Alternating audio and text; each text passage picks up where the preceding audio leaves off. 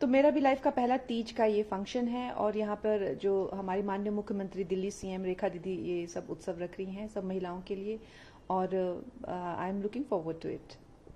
आज जैसे कि नीट का मुद्दा लगातार विपक्ष उठाता रहा है, आज अमित शाह जी ने कहा कि मैं लगातार आता रहा हूं, अपने चैम्बर में भी बैठ के इंतजार किया, लेकिन अपोजिशन ने जिस तरह से बोला है और अमित शाह जी ने ये भी बात बोली कि मैं बहस के लिए तैयार हूं। उन्होंने साथ में स्पीकर को लेटर भी लिखा है और कहा है कि मैं अभी भी तैयार हूँ, कल का समय है। लेकिन राहुल जी की तरफ से जो बयान आया है उस पर क्या कहेंगे? मैं सोच रही हूँ कि ये जो है देश का उपहास वो कर रहे हैं कहीं ना कहीं, चाहे आलू उगाने की उनकी बात हो चाहे जलेबी अमेरिका में भी, हमेशा देश का उपहास करते हैं और उनके लिए हर कुछ जो है एक जोक है। पहली बार मैं देख रही हूँ कि एक पार्लियामेंट में का जो है इतना मजाक वो बना, एक ही सांस में कह रहे हैं कि हमें अमित शाह जी से जवाब चाहिए।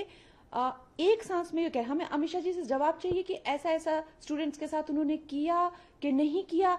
हम यहाँ उनकी बात सुनने के लिए नहीं है, फिर कह रहे हैं कि हमें जवाब चाहिए। ये किस तरह का मजाक ये देश के साथ हो रहा है? मतलब उन्हें कोई लाज कोई शर्म नहीं रही है और पूरी दुनिया देख रही है और ये सोच रही है ये किस तरह का पर्सन है जो एक ही सांस में कह रहा है कि अमित शाह मुझे तुमसे जवाब चाहिए कि क्या जो भी उनके क्वेश्चंस हैं कि गोली चली थी, क्या आंखें फूटी थी या जो भी है, लेकिन मैं यहाँ तुम्हारी बकवास सुनने के लिए नहीं हूं। Why should I listen to you?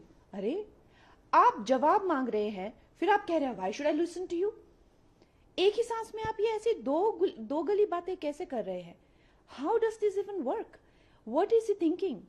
He is taking people for granted. और फिर एक बात में वो कहते हैं कि अगर उन्होंने गोली चलाने को कहा था तो ही मतलब वो इस बात के दोषी हुए, और अगर उन्होंने नहीं कहा था तो वो जो है इनकेपेबल है, मतलब गोली चलाने के इनकेपेबल हैं वो। तो कुछ जर्नलिस्ट ने ये भी कहा कि आप ये क्या कह रहे हैं कि इनकॉम्पिटेंट है गोली चलाने के वो, तो क्या गोली चलनी चाहिए थी बच्चों पे? तो उस पे वो जो है वो भड़क पड़े और उन्होंने जो है जर्नलिस्ट को कितना भला बुरा कहा कि तुम चूहे हो, तुम ये हो।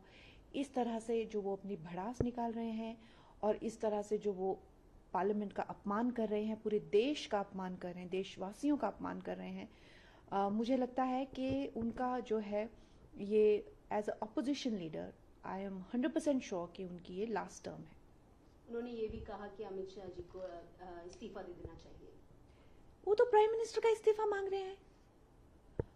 वो जो है इस देश के डेमोक्रेटिकली इलेक्टेड प्राइम मिनिस्टर का इस्तीफा मांग रहे हैं, जिन्हें जो है इतना बड़े मैंडेट जो भी तीसरी बार मिला है। तो वो तो हर एक का इस्तीफा मांग रहे हैं। उनको तो लगता है कि उनके सिवाय इस देश में कोई एग्जिस्ट ही नहीं करना चाहिए, और फिर बाकी जो उनकी करतूत है, चाहे वो सोरोस के साथ मिलकर, चाहे वो इंटरनेशनल शक्तियों के साथ मिलकर इस देश के टुकड़े कर देना, इस देश को कहीं का नहीं छोड़ना, उनका तो सीधा सीधा यही है जो मैंने हमेशा पहले से कहा है कि राख हो जाए लेकिन मैं राख पर ही शासन करूंगा। लेकिन उनको और कुछ नहीं पड़ी है। तो वो किसका इस्तीफा मांगते हैं, वो क्या चाहते हैं, उससे क्या फर्क पड़ता है जब जनता को वो मैटर ही नहीं करते हैं। ये तो उनकी माताजी हैं, इटालियन माताजी, जो जैसे तैसे करके ऑपोजिशन को जो है ठूस रही हैं कि इसी को ही ऑपोजिशन लीडर बनाना है। नहीं तो जनता तो उनको बिल्कुल भी 100 इलेक्शन वो हार गए हैं।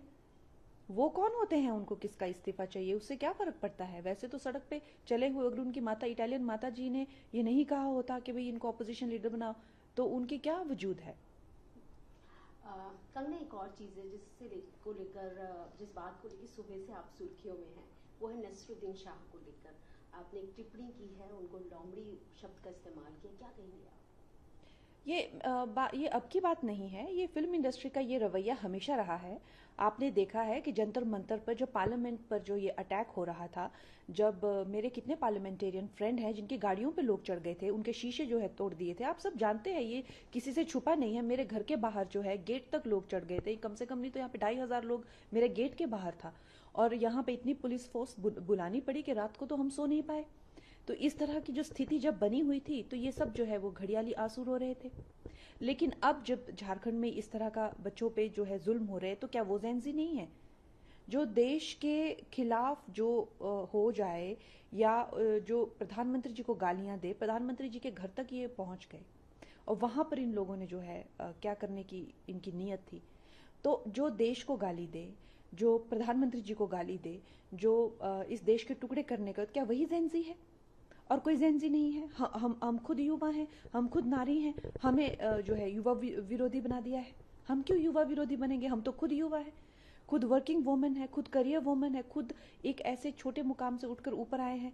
हम क्यों बने? हमें हमें बना दिया है युवा विरोध। ऐसा नहीं होता है। ये दोगलापन फिल्म इंडस्ट्री का भी नहीं चलेगा। फिल्म इंडस्ट्री के लोग जो घड़ियाली आंसू जंतर मंत्र के लिए बहा रहे थे, वो सेम आंसू इनको अब ये बच्चों के लिए भी झारखंड में भी बहाने चाहिए। उनकी भी तो दुविधा है। तो मैंने उनको इसीलिए कहा क्योंकि उन्होंने इतना गंदा एक वीडियो बनाया था जिसमें जो है वो इस तरह की धमकियां दे रहे थे, इस तरह की जो बातें जो है, जो सर्वोच्च हमारे जो रिप्रेजेंटेटिव हैं पूरे दुनिया से, जिनको प्रधानमंत्री जी को इतने बड़े बड़े अवार्ड्स मिलते हैं, और नहीं तो उन्हें उतनी तो डेमोक्रेसी की गरिमा रखनी चाहिए कि एक इलेक्टेड वो हमारे वो संविधान के हिसाब से हमें उनका सम्मान करना चाहिए। जैसे हमारे राष्ट्रपति प्रथम नागरिक होते हैं, उसके प्रधानमंत्री जी जो है हमारे लीडर होते हैं पूरे देश के। तो क्या इतनी कोई भी उठकर जो है इतनी गंदी गंदी, इतनी भद्दी भद्दी बातें और धमकाना, देश से निकल जाओ, तुम्हें जला देंगे, तुम्हें मार देंगे, ये क्या कोई आपको लगता है क्या ये सभ्य बातें हैं? और जब देखो, जो चाहे उनकी फिल्में हो, चाहे उनकी बातें हो, चाहे उनके इंटरव्यूज हो, ये पाकिस्तान की प्रेम कथा कब खत्म होगी? जब देखो पाकिस्तान के प्रेम में ये मरे रहते हैं। आई वांट टू नो कि अब पार्टीशन को भी इतने साल हो गए हैं, तो ये लव स्टोरी खत्म क्यों नहीं हो रही है? जब इतने ज्यादा, चाहे वो पहलगाम अटैक हो, चाहे वो हमने ऑपरेशन सिंदूर किया हो, देश कहीं और जा रहा है, सेनाएं कहीं और जा रही है, नागरिकों का कहीं कुछ और जो है संघर्ष है पड़ोसी देशों को लेकर। ये बॉलीवुड की लव स्टोरी पाकिस्तान के साथ खत्म कब होगी? तो they are answerable for this. साथ में कंगना, पिछली बार आपने एक शब्द का इस्तेमाल किया था जेंजीज के लिए, गटर शब्द का, लेकिन बाद में आपने यू टर्न लिया और उनको कहा कि वो देश की स्ट्रेंथ है। जी देखिए, जो लोग खुद को कॉकरोच बोलते हैं, तो अगर हम कहें कि कॉकरोच तो गटर से निकलता है, तो इसमें क्या बुराई है? तो मैं ये कहना चाहती हूँ कि जो लोग खुद को कॉकरोच कहते हैं, तो हम तो साधारण यही कह रहे हैं कि भाई गटर आपका घर है, तो अब आपको इससे क्यों दुख हो रहा है? लेकिन जो लोग खुद को कॉकरोच नहीं कहते हैं और उनको कॉकरोच से कुछ लेना देना, मैं तो नहीं मानती कि मैं कॉकरोच हूँ, मैं नहीं मानती मैं कॉकरोच हूँ। जो लोग नहीं मानते, तो मुझे कोई कहेगा कि मैं गटर में रहती हूँ तो मैं ना मना करूंगी, नहीं। लेकिन जो कहते हैं कि मैं कॉकरोच हूँ तो वो गटर में ही रहेगा, और क्या। तो उस तरह की उनकी मानसिकता होगी। लेकिन ये कह देना कि जी मैंने सबको कहा, सब युवाओं को कहा, ऐसा नहीं होता है। सब, अगर कुछ युवा ड्रग्स करते हैं और हम ये कहें कि नहीं, कुछ युवाओं ने जो है वो आजकल जो है ये एक इस तरह से एक रीत चली हुई है कि ड्रग्स की या किसी और तरीके की बैटिंग की, जुआ की, या किसी और तरह की ऑनलाइन के जो एडिक्शन हो जाती है, ब्लैक वेब की, अगर हम किसी युवा वर्ग को संबोधित करें तो इसका मतलब ये थोड़ा ना है कि सब, बताइए मेरा ऐसा कहाँ मैंने लिखा है कि सब युवा गटर है। मैंने स्पेसिफिकली सम पीपल या सम वुमेन, ये मैंने स्पेसिफिकली लिखा हुआ है। तो क्या अब हम उनको कैसे संबोधित करें? अगर हमें किसी को दिखाना कि कुछ युवा जो है, तो हम ये कहेंगे some youth are doing drugs these days, इसी तरह से हम उस वाकयात को शुरू करेंगे। तो इस तरह से दिखाना कि जी हमने सारे ही युवाओं को उसमें इंक्लूड, सारे तो कहीं भी कुछ किसी भी चीज के लिए इंक्लूड नहीं हो सकते हैं, ना अच्छाई में ना बुराई में। इतनी तो कॉमन सेंस सभी को होती है, लेकिन खैर विपक्ष को तो कॉमन सेंस भी नहीं है। नहीं तो एक ही सांस में कोई कैसे कह सकता है कि I don't have time to listen to you Amit Shah, but I want answers of these things from you.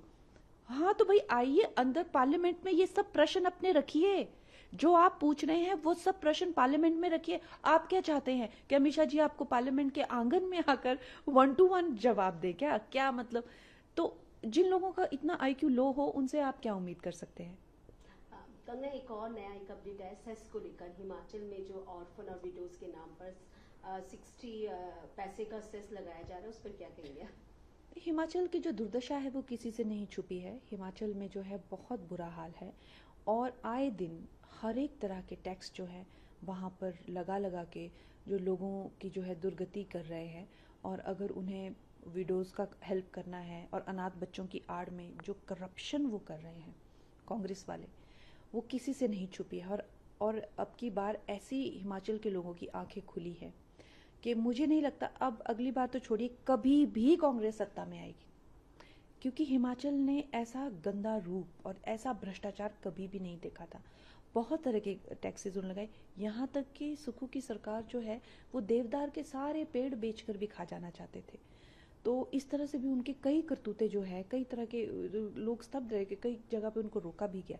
अब ये टैक्स उन्होंने विधवाओं और लाचारों के नाम पे डाल तो दिया है, लेकिन ये इसके पैसे जाएंगे कहाँ, वो हम सबको पता है कि ये भ्रष्टाचार की एक और पैंतरा उन्होंने आजमाया है। तो मैं यही कह सकती हूँ कि जितनी जल्दी ये कपटी सरकार वहाँ से निकले और भारतीय जनता पार्टी की डबल इंजन सरकार वहाँ पे पहुँचे, और यही आई थिंक सब हिमाचली भी इसी का वेट कर रहे हैं।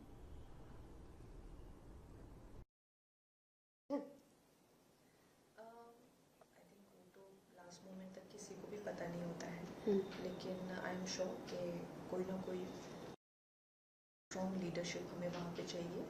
And Himachal Pradesh is lagging behind, बहुत ज़्यादा कर्जे में जो है वो डूब चुका है, भी है because of the terrain, because of the mountain.